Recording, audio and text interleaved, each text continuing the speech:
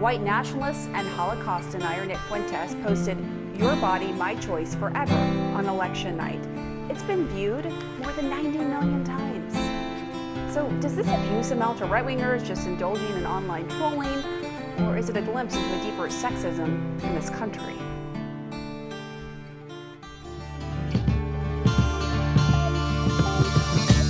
Mary got pregnant from a kid named Tom, said he was in love. Said, don't worry about a thing, baby doll, I'm the man you've been dreaming of. But 3 months later, he said he won't date or return her call. And she swear, goddamn, if I find that man cutting off his balls. And then she heads for the clinic and she gets some static walking through the door. They call her a killer and they call her a sinner and they call her a whore. But God forbid you ever had to walk a mile in her shoes, 'cause then you really might know what it's like to have to choose. Then you really might know what it's like. Then you really The fight for our future, our freedom, our family, and everything that we love is on the line. So it is critical that we all turn out and we all vote. Then you really might know what it's like. In this video, I'll explore how the debate over reproductive rights in America is shaped by political figures and major media outlets, including news organizations and internet influencers. Specifically, I'll examine how sociological theories can help us understand this influence and its broader impact on society. We'll begin by analyzing key examples from both the pro-choice and pro-life perspectives, uncovering the motivations behind these influences, and considering how they shape our collective social landscape. We'll examine the views of progressive pro-feminist political figures like Senator Bernie Sanders and Representative Alexandria Ocasio-Cortez, alongside media representation from contemporary creators such as the journalist from The Good Liars and YouTuber political commentator Destiny. On the pro-life side, we'll hear from political figures including President Donald Trump, Representative Marjorie Taylor Greene, and former Representative Matt Gaetz. We'll also dive into the perspectives of influential internet commentators like anti-feminist Pearl Davis, alpha male role model Andrew Tate, and right-wing commentators Candace Owens, Charlie Kirk, and Matt Walsh. In this video, we will be exploring 3 key sociological theories that help us understand how politics and media shape public perception of women's reproductive rights, including framing theory, gender role theory, and conflict theory. These theories reveal how language, societal expectations, and power struggles influence the way we think about issues like abortion, contraception, and women's autonomy. First, let's define what reproductive rights mean and why it is an important topic in contemporary society and throughout history. In her 1995 article, Defining Reproductive Rights, Asha Moodley emphasizes that women's reproductive rights are fundamentally about control and choice. She argues that these rights encompass women's ability to make autonomous decisions regarding their bodies and reproductive functions, free from coercion or discrimination. Moodley highlights that achieving reproductive rights is a political endeavor, necessitating strategic efforts to overcome societal and systemic barriers. These efforts aim to create conditions that support women's self-determination and empower them to exercise control over their reproductive choices. Sounds like a thing that everyone could agree on, right? Well, apparently not. The article Anti-Abortion, Anti-Feminism, and the Rise of the New Right explores how the Republican Party's anti-abortion stance is intertwined with anti-feminist rhetoric, a trend that began with the rise of the New Right in the 1980s. This connection highlights how the Republican Party's policies on reproductive rights are heavily influenced by conservative religious values, particularly those of evangelical Christians, who view abortion as morally wrong based on the sanctity of life. These religious beliefs align with the party's broader emphasis on traditional family structures and gender roles. However, as the article notes, this stance also reflects a deeper agenda of limiting women's autonomy. The Republican Party's opposition to abortion has become tied to a broader, historically rooted pattern of misogyny, aiming to control women's bodies and maintain traditional gender norms. This ongoing resistance to reproductive rights continues to reinforce gender inequalities and restrict women's freedom to make decisions about their own health and bodies.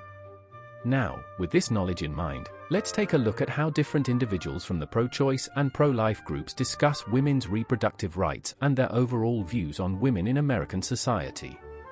Our first example from the pro-life side will be from the controversial individual, President Donald Trump. While listening to these examples, keep in mind that not only does this man have a daughter, but he also plays a key role in shaping the social reality and policies in America that affect women on an everyday basis, especially in the context of reproductive control.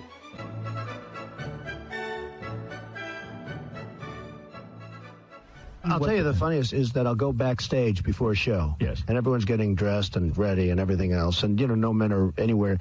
And I'm allowed to go in because I'm the owner of the pageant, and therefore I'm inspecting it. I'm inspecting. Right, I want to make sure that like everything is good. You're there. Yeah, the dress. Is everyone okay? They're standing there with no clothes. Is everybody okay? And you see these incredible-looking women. And so I sort of get away with things like that. I'm automatically attracted to beautiful. I just start kissing them. It's like a magnet. You just kiss. I don't even wait. And when you're a star, they let you do it. You can do anything. Whatever you want. Grab them by the do anything. You've called women you don't like fat pigs, dogs, slobs, and disgusting animals. Your Twitter account Only Rosie O'Donnell. You could see there was blood coming out of her eyes, blood coming out of her wherever. There was this about Jessica Leeds, who accused him of sexual assault. Yeah, I'm going to go after. Believe me, she would not be my first choice, that I can tell you. Okay, pretty gross stuff for someone to say, especially the President of the United States. While it is pretty obvious the President does not respect women in a social context, how does this perception of them affect his views on reproductive policies? Well, what crime is it? Well, it's human life. No, should the woman be punished for having an abortion? Look, I would say that it's a very serious problem, and it's a problem that we have to decide on. It's very hard. But you're Are forbidding you going to it. say, well, wait, are you going to say put them in jail? Is that Well, the no, what punishment I'm that asking you're you, talking about? because you say you want to ban it. What's that mean? I am pro-life, yes. What is ban? How do you ban abortion? How do you actually do it? Well, you'll go back to a position like they had, where people will perhaps go to illegal places. Yeah. But you have to ban it. Do you believe do you believe in punishment for abortion? Yes or no, as a principle? The answer is that there has to be some form of punishment. For the woman? Yeah, there has to be some form. 10 cents, 10 years, I don't what? know. That I don't know. Well, why not? I don't know. You take positions and everything else. Frankly, I do take positions and everything else. It's a very complicated position. I'm asking, you're running for president, I'm not. I'm asking you, what should a woman face if she chooses to have an abortion? I'm not going to do that. I'm not going to play that game. You said you're pro-life. I am pro-life. That means banning abortion. And so is the Catholic Church pro-life. Along with Trump, multiple Republican politicians agree that not only should abortion be illegal, but there should also be some form of punishment if a woman receives one, regardless of its legality in America. Let's now listen to a couple of key examples that summarize the Republican stance on reproductive rights from politicians and internet influencers such as Candace Owens, Charlie Kirk, Andrew Tate, and others, on reproductive rights and their overall views on feminism within America. The socioeconomic concerns with abortion. Yes. My first answer to that is I don't care. Seriously, because that could never justify killing people. So even if you could show me in a crystal ball some vision of the future where abortion is illegal and we are all living in destitute poverty, then I would say, yes, let's do it. Let's do it now. Because I would rather live in a poor country that doesn't kill babies than a rich one that does. I mean, we are in a matriarchy, and this is why they accuse me of being an internalized misogynist, because I'm able to think through and acknowledge the flaws of what happens in society when women get power. And if you want to know what happens, look around you. Women fall for emotional arguments the entire time. And I think that virtually every societal ill that we are facing today is because of women.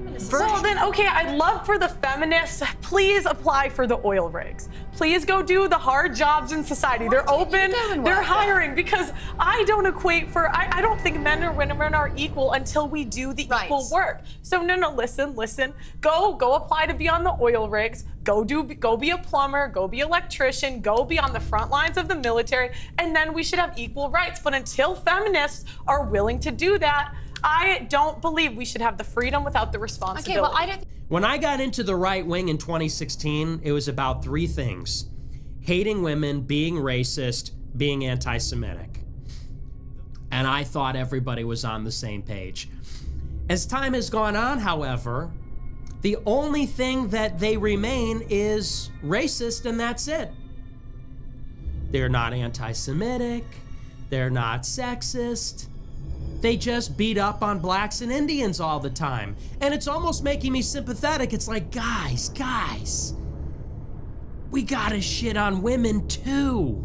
Maybe you can help me understand why the women of America are so enthusiastic about the right to be able to kill preborn babies. It's more of just the ability to be able to do what you feel is necessary Bingo. for your I think body. that's right. It's narcissism.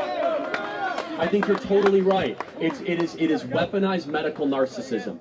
Now let's take a look at some examples of pro-choice politicians and media's perception of women and how they present the debate of reproductive rights in America. You know how we got here? Donald Trump hand-selected 3 members of the United States Supreme Court with the intention that they would undo the protections of Roe v. Wade, and they did as he intended. And now, in America, more than 1 in 3 women lives in a state with a Trump abortion ban. Women are being denied care during miscarriages. Some only being treated once they develop sepsis. And tragically, because of these bans, some women have even died. It's my pledge to everybody here. When Congress passes a bill to restore reproductive freedom nationwide, as President of the United States, I will proudly sign it into law.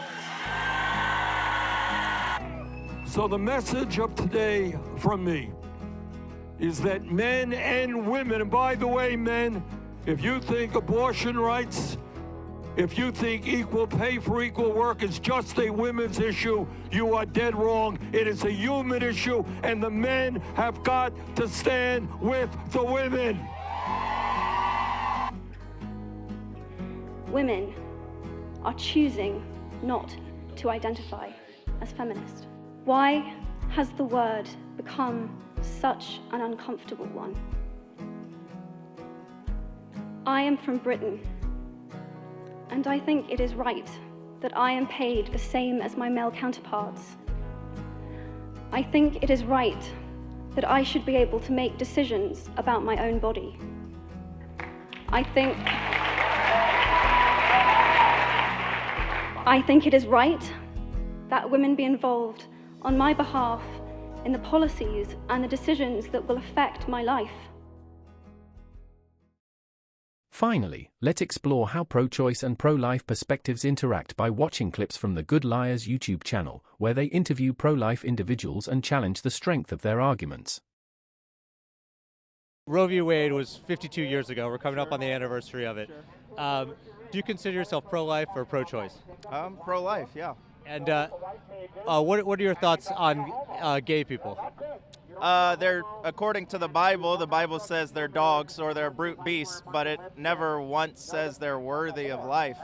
I mean, the Bible's pretty explicit on it. Romans 1 says the government should put them to death. Romans 1, that's Bible. And do you believe that?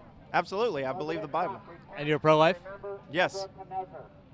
Okay. Do you think God is pro-life? God's word is life. In the Bible, do you know the passage where God specifically mentions abortion? Tell me. Let me pull it up. Okay, ready?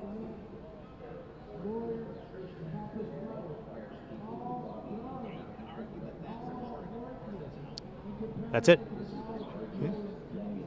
Did you have a scripture you were going to bring up? Oh, I was just reading the part of the Bible where God talks about abortion. Oh, okay. Because he doesn't specifically mention abortion once in the Bible.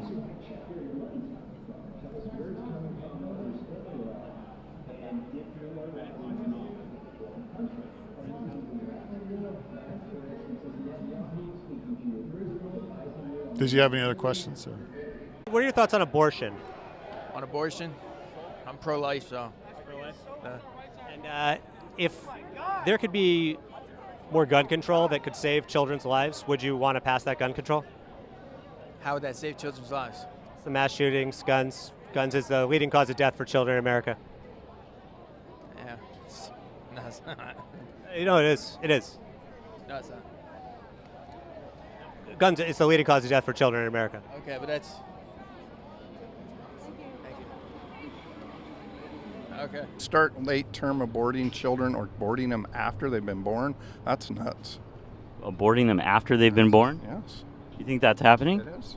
It does. I don't think that's happening. Well, aborting children after they're born wouldn't be called abortion, though, right? Well, they still call it abortion. What would they? That would be called murder. Well, not according to the left. I don't think that abortions are happening after babies are born. Why don't you look into it? That's the whole thing. You have to study out the issues and see what's really happening. Could I ask where you read it? You see a lot of propaganda, and it's getting harder and harder with AI for you to be able to determine what's true and what's not. I agree. And it's going to get a lot harder. Do you think that what you read could have been propaganda? Not if you study the facts. Sign here says God is pro-life. What does that mean? God is pro-life? Yeah. That's just what it means, yes. God created life. Didn't God kill everybody on Earth except for Noah and some farm animals on an ark? I'm sorry. Didn't God kill everybody on Earth? And do you think the Bible is a pro-life book? Yes, absolutely. And what about in Leviticus when God tells people to kill someone if they're gay?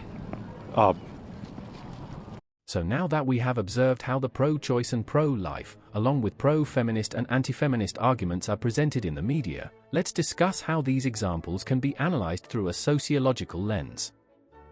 Framing theory. Framing theory examines how information and events are presented, framed, to audiences, influencing their perception and interpretation. This concept is pivotal in understanding media effects and public opinion formation. In the context of reproductive rights and feminism in America, media outlets utilize framing to shape public perception. For instance, the way abortion is portrayed either as a matter of women's health and autonomy or as a moral and ethical issue can significantly influence public opinion and policy debates. Similarly, framing feminist movements as either progressive strides toward equality or as radical disruptions can sway societal support or opposition. These frames affect how audiences interpret the legitimacy and importance of reproductive rights and feminist causes. Gender role theory. Gender role theory explores how societies construct and perpetuate expectations regarding behaviors, attitudes, and activities deemed appropriate for individuals based on their assigned gender at birth. These roles are learned through socialization processes, including family upbringing, education, media exposure, and cultural norms. The theory analyzes how these socially constructed roles influence individual identities and contribute to systemic gender inequalities. Media and political narratives often reinforce traditional gender roles, impacting public perception of reproductive rights and feminism. For example, political discourse that emphasizes women's roles as mothers and caregivers can delegitimize reproductive rights by suggesting that women's primary function is childbearing. Media representations that depict women in subordinate or domestic roles perpetuate stereotypes that feminism seeks to challenge. These portrayals can hinder the acceptance of feminist ideals and the advancement of reproductive rights by maintaining outdated gender norms. And finally, conflict theory. Conflict theory, rooted in the works of Karl Marx, posits that society is characterized by ongoing conflicts between different social classes or groups competing for limited resources and power. This perspective emphasizes the inherent inequalities within social structures, suggesting that social order is maintained by domination and coercion rather than consensus. Conflict theorists analyze how these power dynamics lead to social change and the perpetuation of societal inequalities. Applying conflict theory to reproductive rights and feminism reveals the power struggles between different societal groups. Media and political arenas become battlegrounds where dominant groups attempt to maintain control by opposing feminist movements and restricting reproductive rights. For instance, legislative efforts to limit abortion access can be viewed as mechanisms to control women's autonomy, reflecting broader societal power imbalances. Media coverage that marginalizes feminist perspectives or prioritizes patriarchal viewpoints perpetuates these conflicts, influencing public perception and policy outcomes. Understanding these theories provides insight into the mechanisms through which media and politics shape societal views on reproductive rights and feminism, highlighting the importance of critically analyzing the sources and frames presented to the public.